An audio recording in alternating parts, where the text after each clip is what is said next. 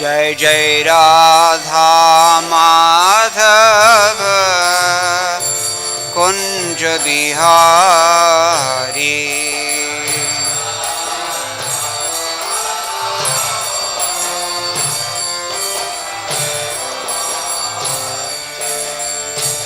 यशोदानंदन ब्रज जनरंजना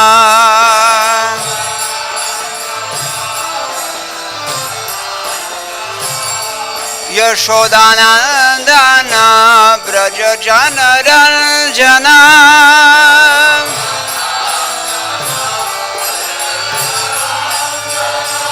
यशोदानंदन ब्रज जनरंजना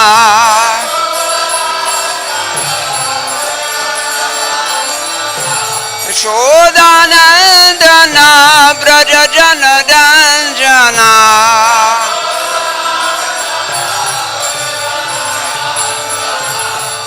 यशोदानंदन ब्रज जनरंजना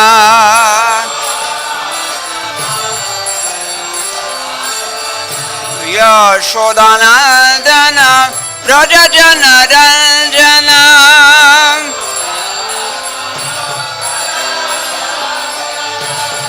यशोदानंदन ब्रज जनरंजना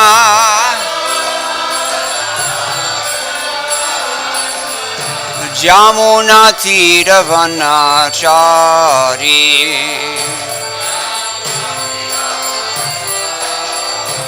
यमुना तीर वनचारी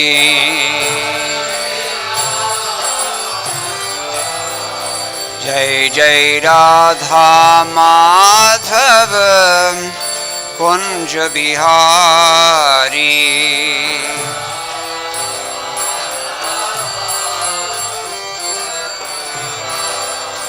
जय जय राधा माधव कुंज बिहारी।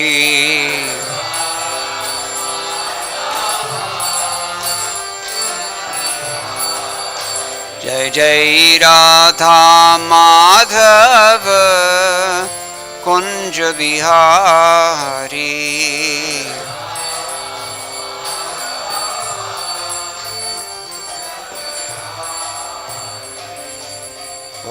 प्रेमानंदे हरि हरि बोल। जय विष्णुपद परमहंस परवृषगाचार्य अष्टोत्तरशत श्री श्रीमद श्रील अभय चरणारविंद भक्ति वेदांत साई महाराज श्री प्रभुपाद की जय। अनंत कोटि वैष्णव वृंद की जय। नामाचार्य श्रील ठाकुर हरिदास की जय। प्रेम से कहो श्री कृष्ण चैतन्य प्रभु नित्यानंद श्री अद्वैत गदाधर शिवासादि गौर भक्तवृंद की जय। श्री श्री राधा कृष्ण गोप गोपीनाथ श्याम कुंद राधा कुंद गिरि गोवर्धन की जय। वृंदावन धाम की जय। नवदीप मायापुर धाम की जय। गंगा देवी की जय। यमुना मई की जय। भक्ति देवी की जय। तुलसी रानी की जय। समवेत भक्तवृंद की जय। श्री हरिनाम संकीर्तन की जय। ग्रंथराज श्रीमद् भागवतम की जय। इस्कॉन बीबीथी संस्थापक आचार्य श्री प्रभुपाद की जय। गौ प्रेमानंदे। All glories to the assembled devotees. All glories to the assembled devotees. All glories to the assembled devotees. All glories to Sri Sri Guru and Gauranga. Jai Shri Prabhupada.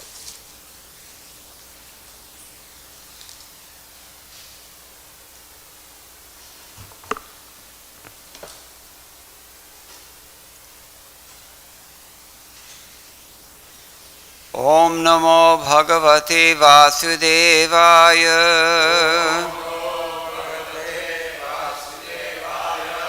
Om Namo Bhagavate Vasudevaya.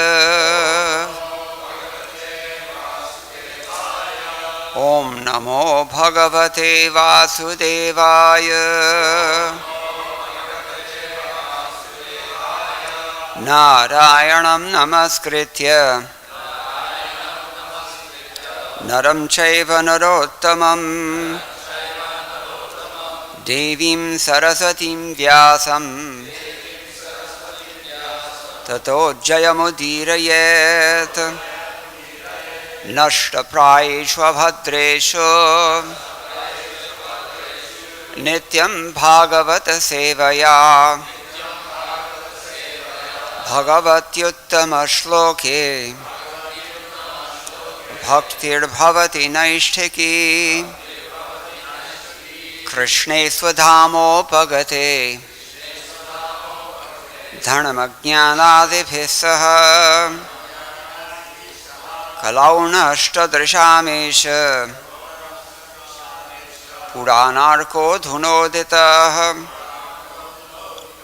This is Grantaraj Srimad Bhagavatam, 3rd Canto, Chapter 32, and we're on text number 3. Please repeat. Tac-chraddhayā ākrānta-matiḥ pitṛ-deva-vrataḥ pumān gatvā cāndramasaṁ lokam soma-pāḥ punaḥ eṣyati tac-chraddhayākrānta-matiḥ pitṛ-deva-vrataḥ pumān gatvā cāndramasam lokam soma-pāḥ punar eṣyati tac-chraddhayākrānta-matiḥ pitṛ-deva-vrataḥ pumān gatvā cāndramasam lokam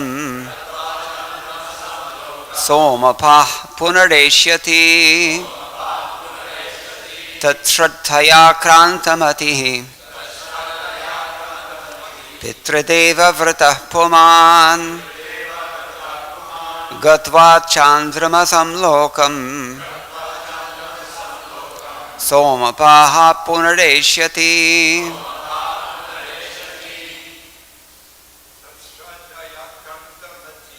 tac-chraddhayākrānta-matiḥ pitṛ-deva-vrataḥ pumān gatvā cāndramasam lokam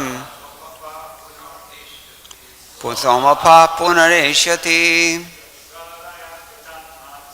tac-chraddhayākrānta-matiḥ pitṛ-deva-vrataḥ pumān gatvā cāndramasam lokam soma-pāḥ punar eṣyati tac-chraddhayākrānta-matiḥ pitṛ-deva-vrataḥ pumān gatvā cāndramasam lokam soma-pāḥ punar eṣyati tac-chraddhayākrānta-matiḥ pitṛ-deva-vrataḥ pumān gatvā cāndramasam lokam soma-pāḥ punar eṣyati. Mataji, is anyone? tac-chraddhayākrānta-matiḥ pitṛ-deva-vrataḥ pumān gatvā cāndramasam lokam soma-pāḥ punar eṣyati tac-chraddhayākrānta-matiḥ pitṛ-deva-vrataḥ pumān gatvā cāndramasam lokam soma-pāḥ punar eṣyati. Tat, to the demigods and forefathers, śraddhayā, with reverence, ākrānta, overcome, matiḥ, his mind, pitṛ, to the forefathers, deva, to the demigods, vrataḥ, his vow, pumān, the person, gatvā, having gone, cāndramasam, to the moon, lokam, planet, soma-pāḥ, drinking soma juice, punaḥ, again, eṣyati, will return. Translation and purport by His Divine Grace A.C. Bhaktivedanta Swami Srila Prabhupada.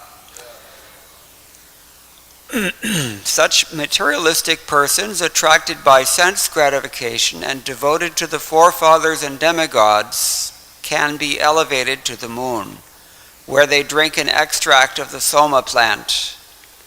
They again return to this planet. Please repeat. Such materialistic persons attracted by sense gratification and devoted to the forefathers and demigods can be elevated to the moon, where they drink an extract of the soma plant.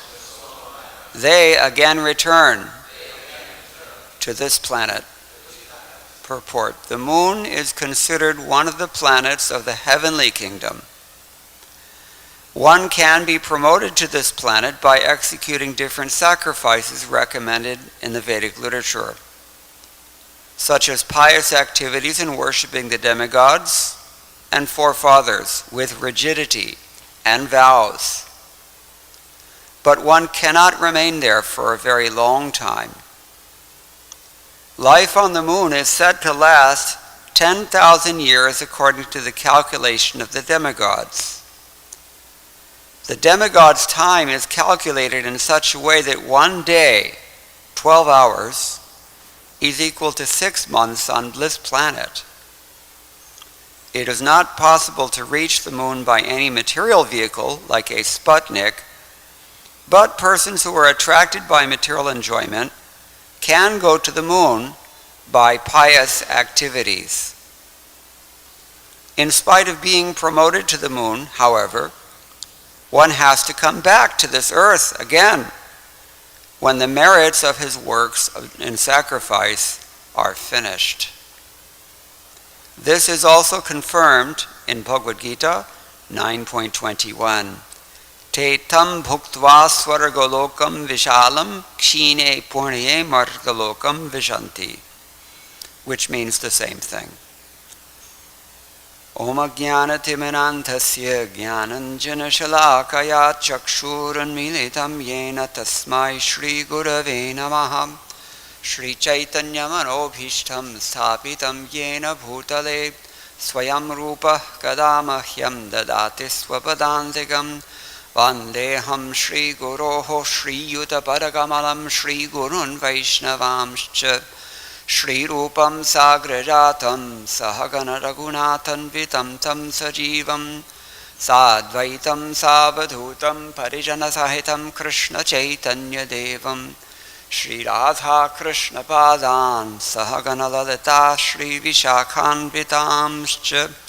He Krishna Karuna Sindho Dinabandho Jagatpate Gopesha Gopika Kanta Radha Kanta Namostute Tapta Kanchana Gaurangi Radhe Vrindavaneshwari Vrishabhano Sute Devi Pranamami Haripriye Vancha Kalpatarubhyascha Kripa Sindhubhya Evacha Patitanam Pavanebhyo Vaishnavebhyo Namo Namaha. Jaya Shri Krishna Chaitanya Prabhu Nityananda Shri Advaita Gadadhara Shiva Sadi Gaura Bhakta Vrinda. Hare Krishna Krishna Krishna Hare Hare Hare Rama Rama Rama Hare Hare. Madgavira Pigopala Swikuryat Kripaya Yadi Tadaiva Sampayaha Pitva Hrishyayustat Priyajanaham. Thus Srila Vishwanath Chakravarti Thakur prays in his 10th canto commentary, My dear Lord Gopal, only if you please accept my words as your cows will they give sweet milk and provide pleasure to your pure devotees. We heard very nicely yesterday how These persons who are too attached to material enjoyment but know how to actually fulfill their desires may engage in various karma kandya processes, as have been mentioned in this verse today as well. But they don't really get anywhere because, as today's purport concludes from Bhagavad-gītā chapter 9, kṣīṇe puṇye martya-lokaṁ viśānti te tam bhuktvā svarga-lokaṁ viśālaṁ. You may be elevated to this grand svarga-loka and you may enjoy there, but when your punya is exhausted, as every credit line is ultimately exhausted, then you have to come back again. So, this chapter in general, according to Sridhar Swami's summary of this chapter, he says, Dvatringshe satvikair dharmair udhvam gatirudiryate tatvajnana vihinasya tatashta punaragatihi. In this 32nd chapter, he describes the destination attained by those who are sattvic and dharmic, and that without real knowledge, they return. So, we've already heard Kapila Dev describe adverse fruitive activities, right? A few chapters ago, what happens when a sinful person leaves this world, where they go, what happens to them then, how it transpires, was described in the last chapter, 31. And now we're shifting gears and talking about, okay, well, if you can't do it that way, then maybe if I become pious. We all get these bright ideas because we're so clever in our envy of Krishna. So someone may think that if I keep my nose clean karmically and play by the rules, so to speak, and just try to elevate myself by pious activity, then I can fulfill my envious project of competing with the Supreme Personality of Godhead by trying to exploit his resources while evading his authority in various ways. This is the only thing that happens in this world. Only two things happen here: bhukti and mukti. Either we try to exploit what really belongs to the Lord, or we try to escape the reactions of that foolishness. But either way, we never really get out of the clutches of Mahamaya. This is the problem. So, that's what's described in this 32nd chapter now.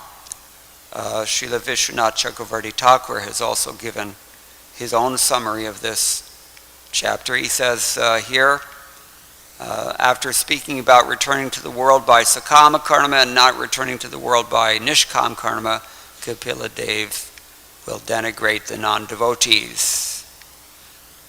Abhaktan ninindacha.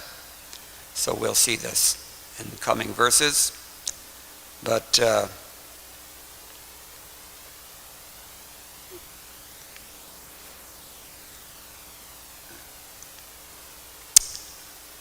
four verses here describe,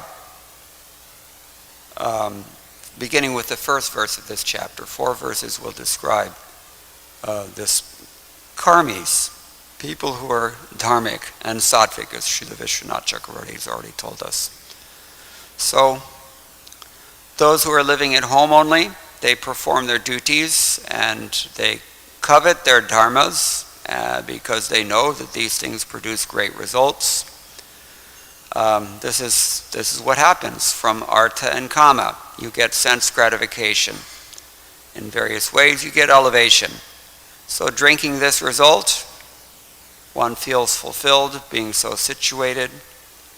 But being averse to Bhagavad Dharma in the form of worshipping Bhagavan, the karmi will sacrifice to demigods and forefathers even though they're materially. He's able to overlook that fact. Even though these persons are within the realm of karma just like me, although they're superior, but we're okay with that. This is the problem of being envious. That's why we chant Hare Krishna, Krishna Krishna, Hare Hare, Hare Rama, Rama Rama, Hare Hare. As long as we're envious, we will settle for repeated birth and death. We've been doing it for a long time, each of us. We know this. So,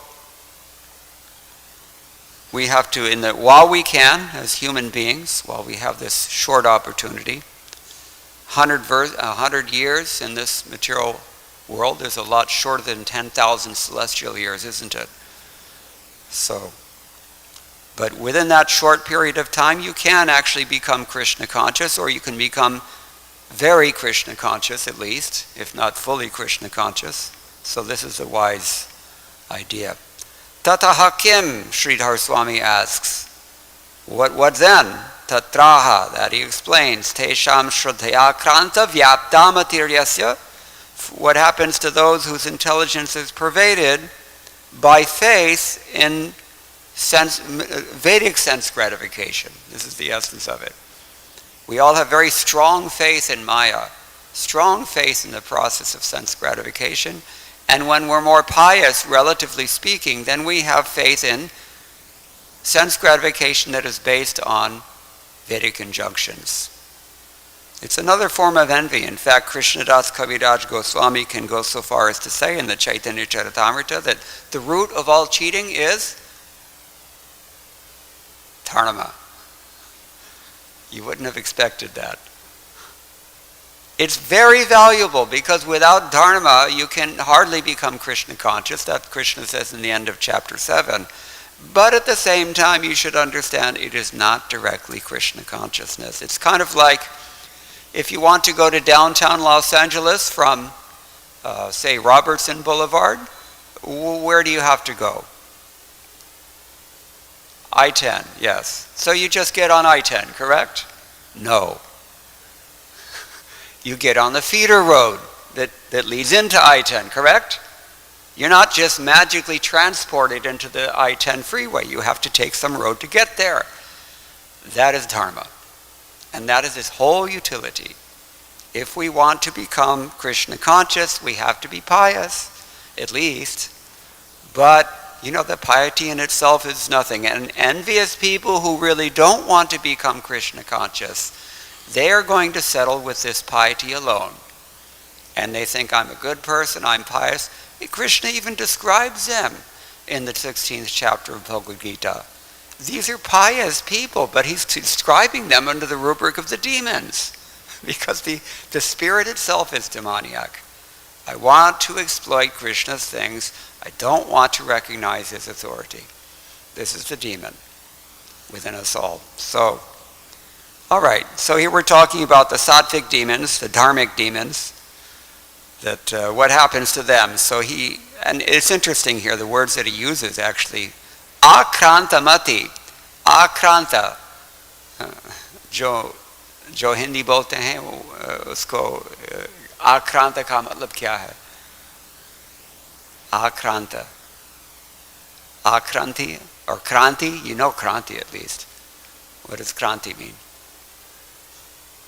Battle, yeah, attack.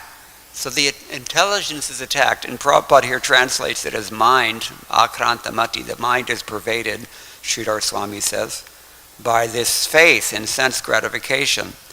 But it's as if our intelligence, it's higher than the mind, it's the intelligence itself also, is under siege. Our intelligence is held under siege by this faith, bad faith. As they say, bad religion. So this is kaitava dharma, cheating religion. All right, so what happens to those whose intelligence is pervaded by this bad faith? pitṛ-deva-vrataḥ niyamo yasya. Their vows or their discipline is exclusively meant for the devas and for the pitris. Like we said, they're prepared to worship these personalities and get something in return. It's business, bribery, in a very sophisticated and civilized form. So that's the only reason that they're interested. Nobody works without some result. So this is their interest, really. And that's the basis of their vrata. There's no bhakti, there's no love involved. Either on the part of the demigod, neither on the part of the worshipper. No love. It's all business. And the demigods will give you your temporary results. We heard yesterday, quoted from yesterday's purport in the 7th chapter, They will give you, but therefore it's less intelligent to worship these persons, because they'll give you only temporary things, and they will give you these things even if they're not really good for you. Here in America, sometimes teenagers, they want to drink alcohol or they want to smoke cigarettes. The shopkeeper is not allowed to sell those things. Sometimes they will, sometimes they don't. That's another matter. But they're not allowed to do it. So they hang around the outside of the liquor store, and they wait for somebody who looks cool. And then they hit that person up, and can you score us something, that will intoxicate us? And they'll do it. Or sometimes they go in directly and they buy, and the shopkeeper's okay to sell them also, because he only wants money. No love. If he loved them, would he do that? Of course not. That's why the parents don't do it. It's not love. So the devatas don't really love those who worship them. In fact, they don't even respect them. In the 5th canto, that verse, manoratenasati dhavato bahi, commentators there point out that these demigods, they're normally they're on the clock.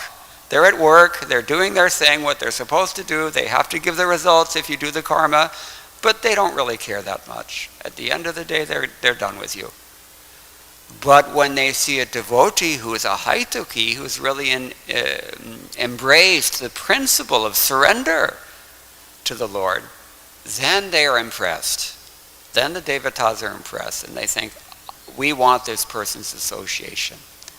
That's why soma-pāḥ, the word is used, right? Eṣyati bhaktir bhagavati kinchana sarvāri-gunastata soma-pāḥ suraha.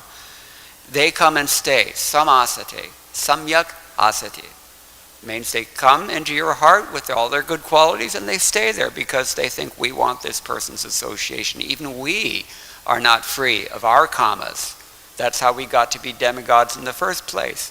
And someday we will no longer be here. We'll have to go down again, as we've described. So this is the problem. So with a pure devotee, even the demigods are impressed. But ordinarily they don't care, and that's why they'll give you your temporary results. And certainly you don't care. It's not out of love that you're worshiping them. That's the proof of that is that everybody goes to Sai Baba or somebody else. Whoever will fulfill your desire.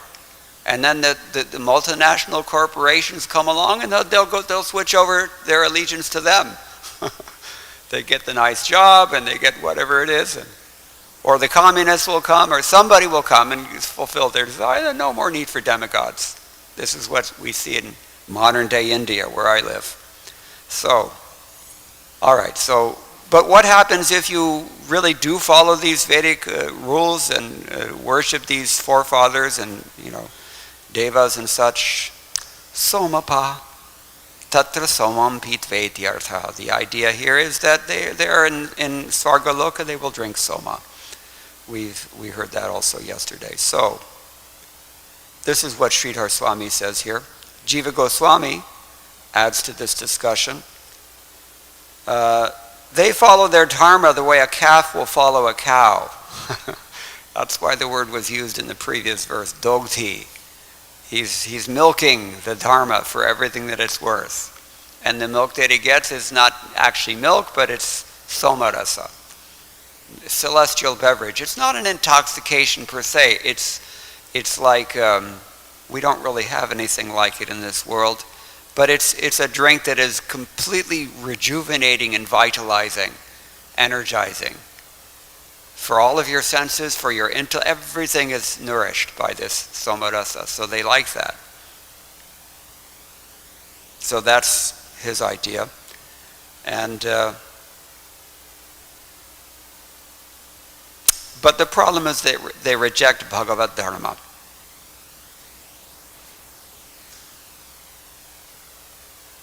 So he's bewildered by desire, kama murha, which means he's devoid of discrimination, viveka-rahita.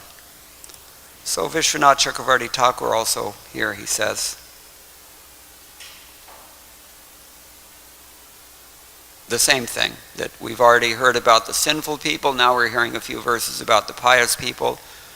Living in his house, he enjoys the results of his various dharmas, kama, artha, dharma, And again, he performs those dharmas again and again. Why again and again? Because you get elevated, you enjoy the soma-rasa, you get kicked out, you come down again, and you have to do it all over again. That's the idea. So after grazing the cows in the field, one milks them, and then again after getting the milk, one puts them back out to graze again. This is what is going on here. So even though that person performs activities according to scripture, still he's worthy of criticism. Vihita kridapi asau nindya eva adhikarītiyāha sa cha. This is Vishwanath Chakravarti Thakur's comment here. So we're not, it's better to be pious than impious for sure. But it's also a little bit more dangerous actually. I have personal experience of this. We used to go to Mudbidri, South Karnataka every year in the winter because it's too cold in Vrindavan. So anybody know where that is? South Karnataka, near Mangalore. It's actually a Jain place, but we used to stay there next to one Venkataraman temple, Venkatesh temple, and all the Brahmins there, all Madhva Brahmins. And they're just like ISKCON devotees. They get up, they go to their morning program, they're performing Sankirtan just like us, everything the same. And in fact, these persons are so sattvic and so dharmic and so educated and so civilized that they speak Sanskrit even with their families at home. So, I was kind of impressed by that. But the problem with this is that we didn't see any intensity among any of them about really going back to Godhead. This is the problem. What does Krishna say in Bhagavad-gītā about the great danger of sattva guna? It conditions you by, yes, these two things. Knowledge, not exactly knowledge in the sense of data, knowledge in the sense of increased awareness. That's sattva guna. If you have decreased awareness, you're in tamoguna. If you have distracted awareness, splayed awareness, that's passion. And increased focused awareness, that is sattva guna. So increased awareness, this will come through sattva, anything sattvic, and happiness. Because if you're aware, then you don't make the same stupid mistakes and suffer the result as other fools. Increased knowledge is valuable in that way. But when one is aware of everything, you know everything, and you're happy, then what's the problem? You become proud and you become complacent.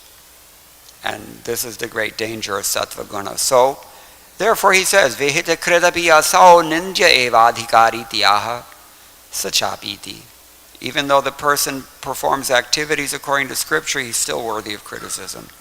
So, soma-pāḥ tatra somam pitva punar eṣyati punar-dha patishyati. Having drunk soma on the moon, he falls down to earth again. So the verse that Prabhupada is quoted here in his own purport here, two verses actually, which we haven't heard yet in this chapter. Traividyamam soma-pāḥ puta-pāpā yajñairiṣtvā svargatim prarthayante te punyamasadya surendra-lokam ashnanti devyan divideva-bhogan. Those who study the Vedas and drink the soma juice, seeking the heavenly planets, worship me indirectly. Purified of sinful reactions, they take birth on the pious heavenly planet of Indra, where they enjoy godly delights. There's a long purport there. We can try to summarize some things as time permits, but let me go on to the next verse, which says,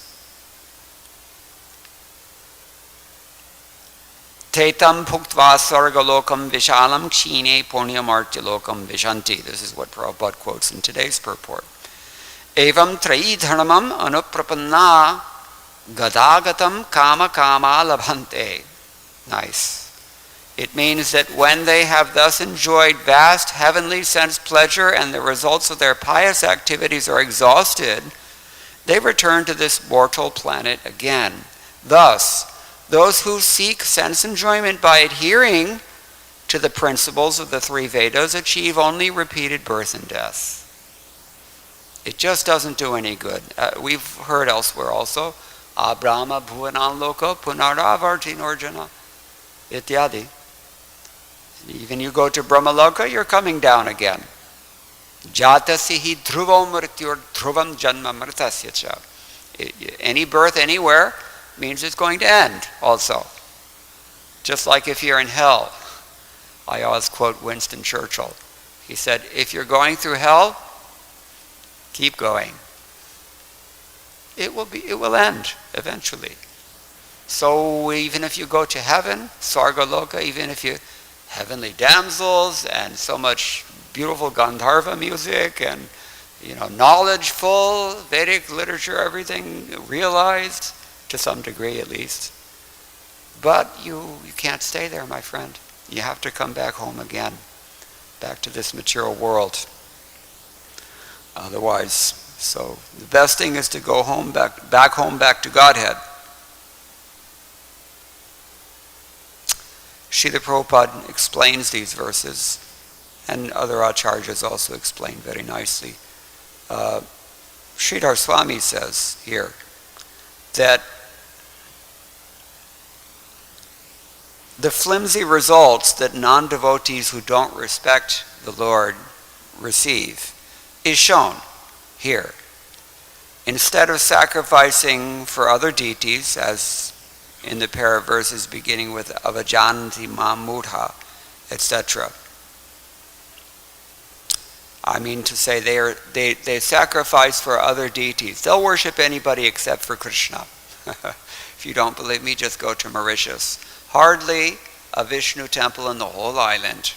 Actually, it's an interesting country. It looks like Hawaii. The people worship like South Indians. They eat like North Indians. And they all speak French. Very interesting. But it's about 60% Hindu there, but you can hardly find a Vishnu temple. Almost all of them are demigods because everybody wants some, usually money or something, but they don't want bhakti. This is our. So these results are flimsy because they don't last for very long. Somebody's making a snapping noise here. I don't know who, but it's causing a disturbance to my mind, at least. I'm not that tolerant. So, but he says, my devotees, they're characterized in such verses as Mahatmanas tu mam partha. Who knows that verse? Bhajanti? Yes. So, two verses here say that as long as one is concerned with trigunya things, he has a hard time surpassing the current of birth and death. What does trigunya mean? Trividya means characteristic of the Rig, Yajur, and Sama-Veda hymns. These serve one's own purpose only. And whether individually or collectively, these persons who are completely absorbed in that stuff, they don't worship Krishna. And they don't go back to Godhead. They may go to svarga-lokaṁ, that's okay. But they're going to come back to this material world. So it's a waste of time. Ultimately, it's just a waste of time. This is the point. All right. So then,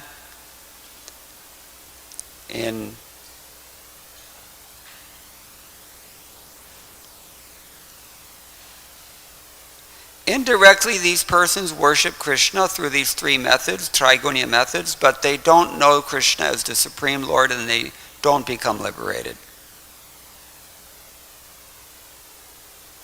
This is explained in these two verses. Those who study or know the three Vedas, Rig, Yajur, and Sama, or those who are absorbed in the karmas described in those Vedas, not knowing that Indra and other devatas are merely Krishna's representatives, and consequently worshipping Krishna only indirectly through worshipping them, they drink the remnants of sacrifice, soma-pāḥ, and they attain punya. So punya is valuable, we said in the beginning. You cannot hardly be Krishna conscious without it, but it's not the end. This is the thing we always have to know. Famous verse in Srimad Bhagavatam, 2nd chapter, what does he say about this?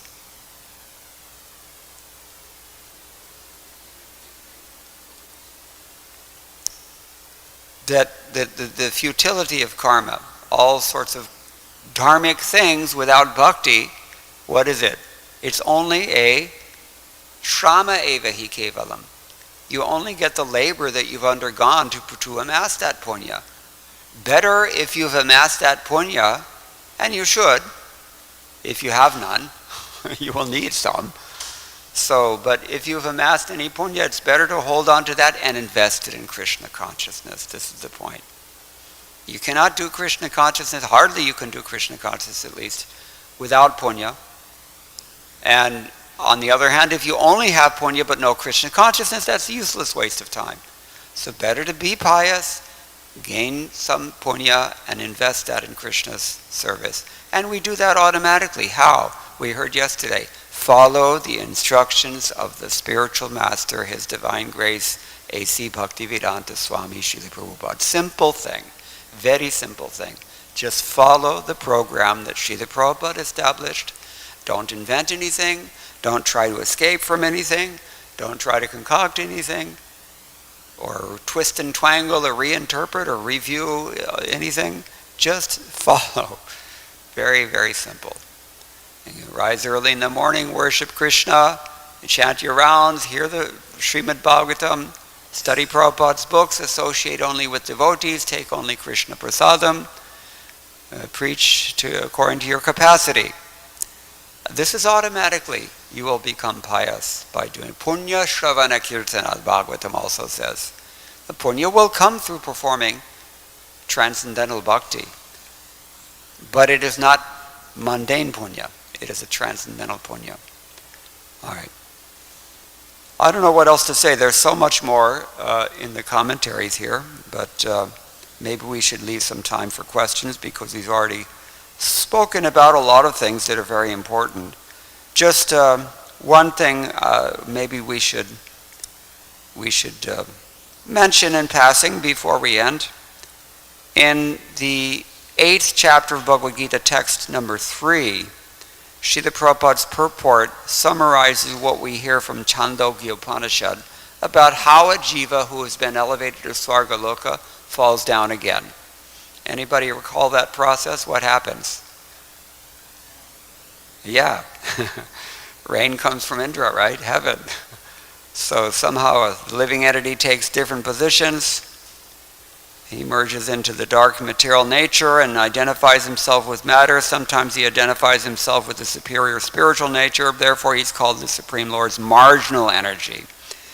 According to his identification with material or spiritual nature, he receives a material or spiritual body. In material nature, he may take a body of any of the 8,400,000 species of life, but in spiritual nature, he has only one body.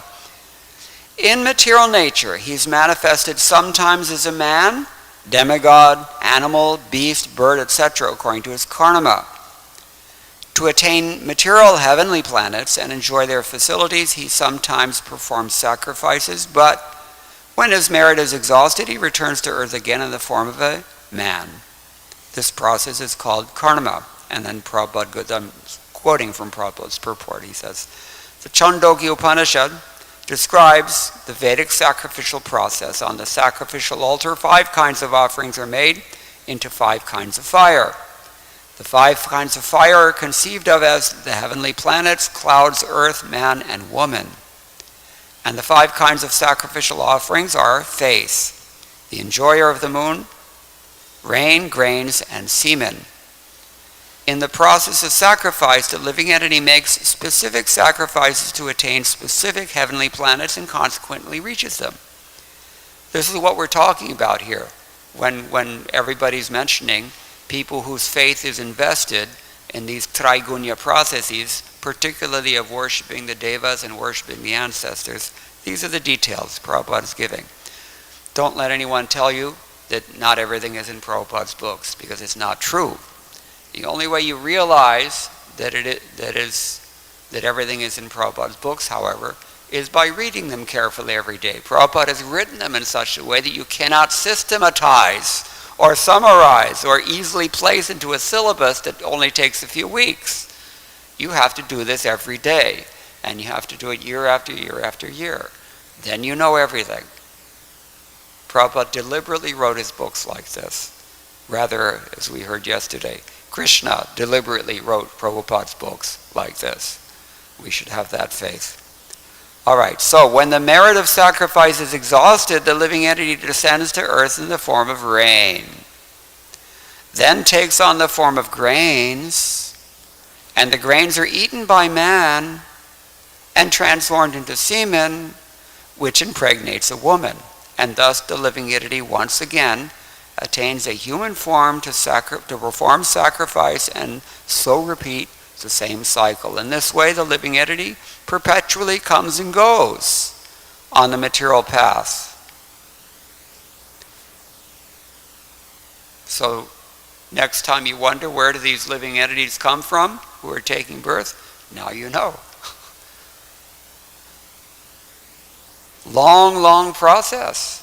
Not only do we have to take many births to become a human being, but to take birth as a human being also from svarga, then we have to go through all this, rain, and then we become grains, and then you have to wait for harvest, and then they cook it, and then the person eats it. It's a hassle. The Krishna conscious person, however, avoids such sacrifices. He takes directly to Krishna consciousness and thereby prepares himself to return to Godhead. Yes, so this is Prabhupada's summarization of Baladeva Vidyabhushanam. He's the one who is quoting from the Chandogya Upanishad that discusses this process. I think it's chapter 5 of the Chandogya Upanishad. The word is used, I think, Panjagni, 5 fires. So these are just a few things we can think about, but the main thing is this.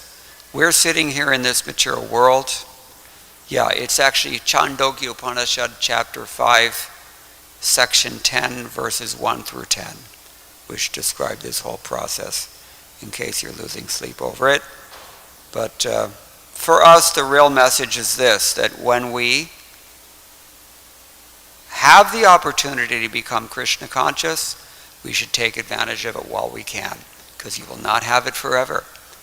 It's a lot better, since we all have to die, it's a lot better that you have a long life to become Krishna conscious. The problem is that in heaven it's too distracting. We've already described the soma-rasa is there, the conditioning of the sattva guna, which we've described already, that's also there. The women are there. Everything is just very distracting.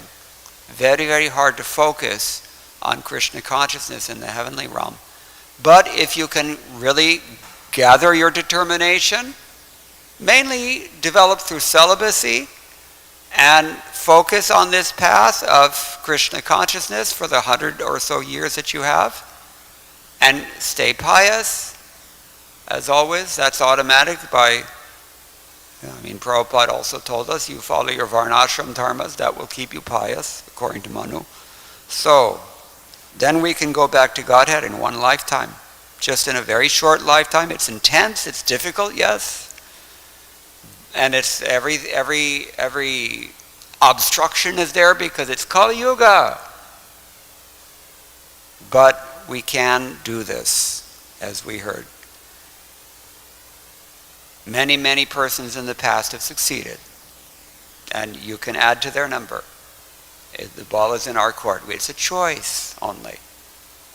We always have a choice. And if we surrender to Krishna, even if we don't have some facility, what does Krishna say about that? Yeah, I'll give it to you. No problem. Whatever you have, I'll preserve it for you, but you have to surrender. This is the key. We just have to make that choice. Once we surrender, then the mercy comes, and mercy makes everything easy. Oh yeah, done. Okay. I'm going to stop here, but if anybody has any questions or comments, yes, Bhagavad-gītā Prabhu. Thank you, Prabhu. Very nice class. So in the 10th canto of the Srimad Bhagavatam, there's a statement by Krishna, Yasya Hamananugami Hadashe Tadadamshna. I believe he's talking to Maharajusha, and he says that when I especially favor somebody, I take away, their facility for material enjoyment. And of course, at the end of the Bhagavad-gītā, Krishna says, abandon all varieties of religion, just surrender unto me. And we're hearing how the karma-kanda process is being more than criticized, it's being condemned, by the acharyas, by Lord Kapila-dev here. So here's my question. In the 6th chapter of the Bhagavad-gītā, Arjuna asks Krishna about what happens to a transcendentalist who doesn't make it, who falls down. And Krishna responds to that by saying that transcendentalist, one of the things that happens to him possibly is that the unsuccessful yogi or transcendentalist, after many, many years of enjoyment on the planets of the pious living entities, is born into a family of righteous people or into a family of rich aristocracy. So my question is, why does Krishna do that? Why is Krishna sending somebody who's trying, a transcendentalist, to the heavenly planets? Because that's, we're hearing how that's condemned. That's the result of karma kanda, material enjoyment. So why is Krishna giving a fallen transcendentalist many, many years of enjoyment in the heavenly planets? Why doesn't he just stick him right away into a family of devotees where he gets to take up where he left off?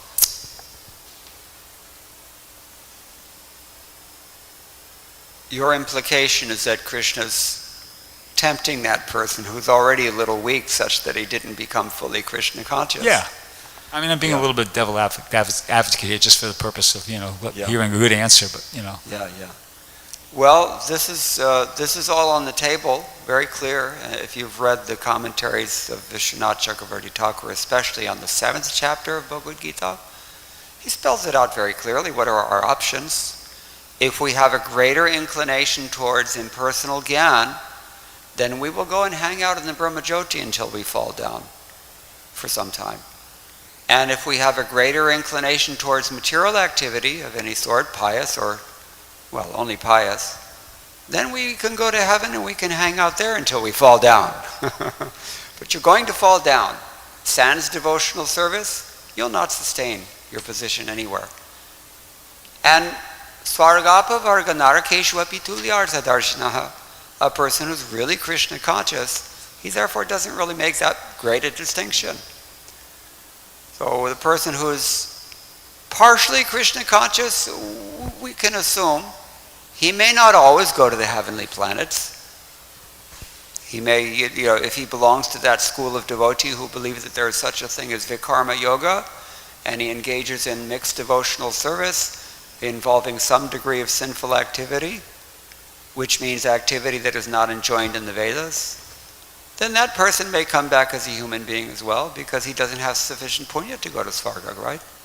So it all depends. It's relative. We can't.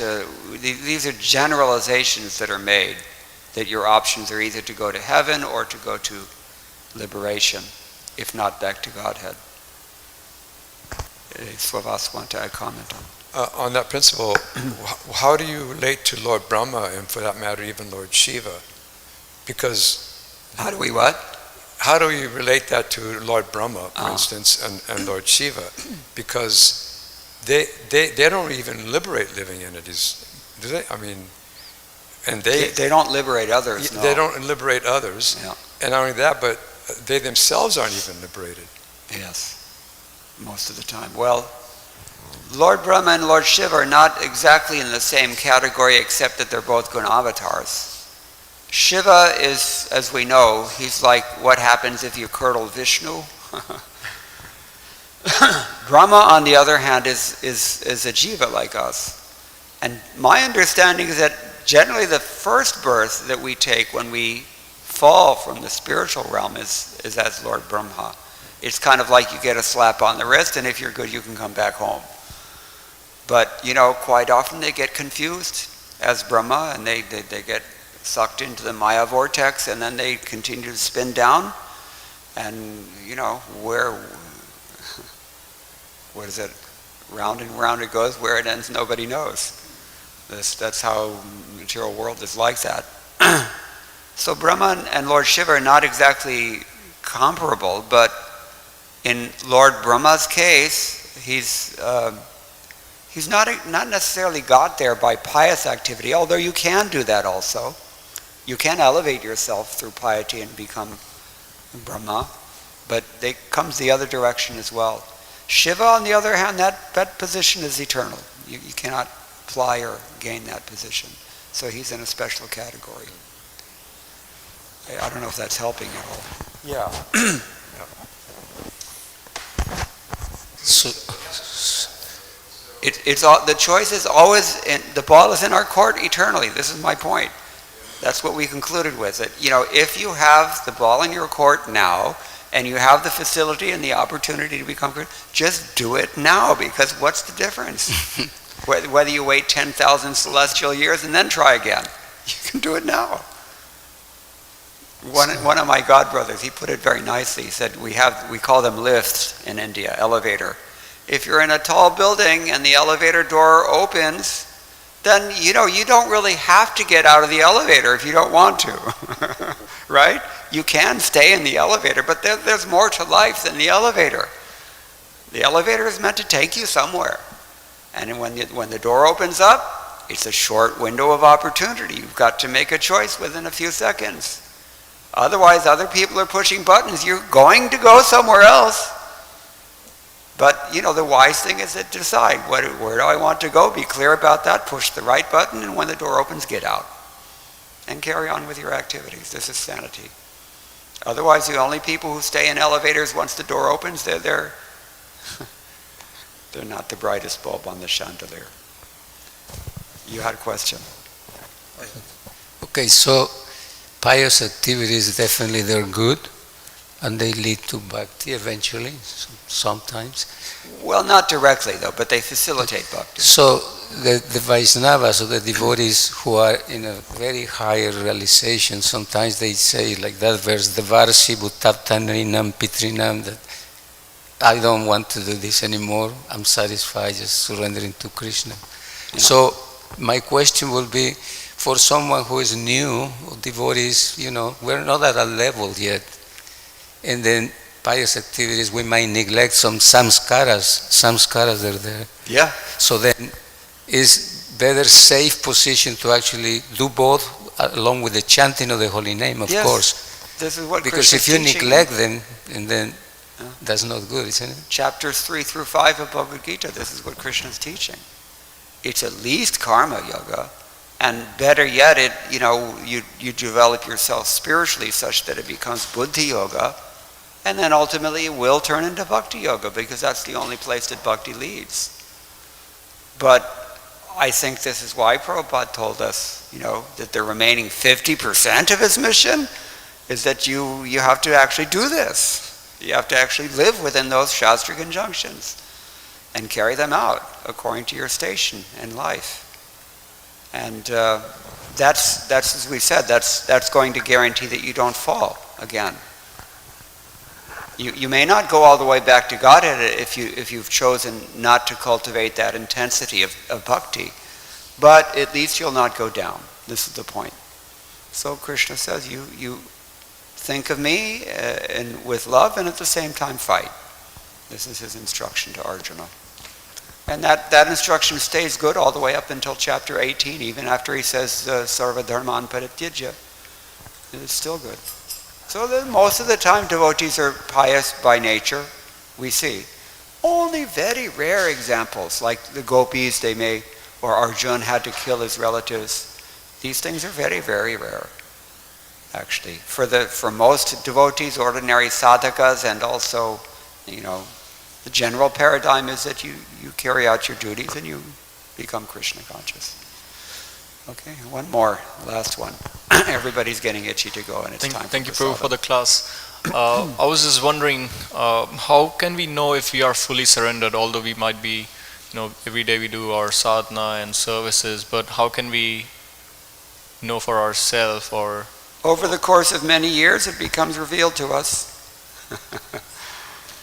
That's Krishna consciousness entails, a daily realization of how much I'm insufficient. Is it not? We see it, by slow degrees. That, wait a minute, I actually have to shape up a little bit in this department, or I have to work on that department. So, and this is why we have association with devotees. Certainly they will not miss an opportunity to let us know where we need to shape up. And the spiritual master's instructions are there. If we're following the spiritual master's instructions, then we're good. But most of the time we're not following the spiritual master's instructions. This is the problem. The instructions are there, but we don't follow them. That's the real problem. We follow some of them because our faith is still, very strong in Maya. Our faith in the spiritual master is not that great yet. All right, we can continue to discuss after class. I think it's time to go. Thank you very much. All glories to Srila Prabhupada. Hare Krishna.